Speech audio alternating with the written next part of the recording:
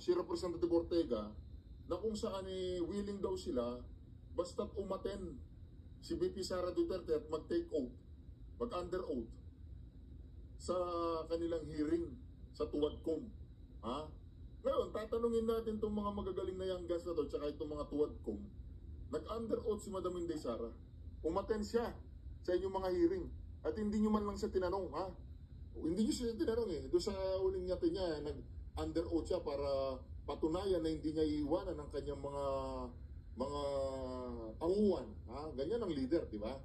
Ngayon, ang tanong, ito pakinggan po natin umpisahan natin kay Balbasarado.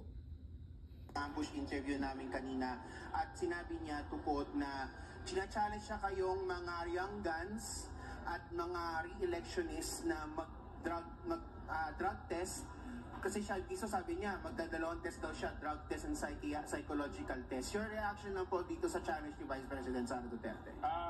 Unang-una, patong-patong na po, iba-ibang challenge na po kasi mauna muna siguro mag-testify under oath, that's the first challenge.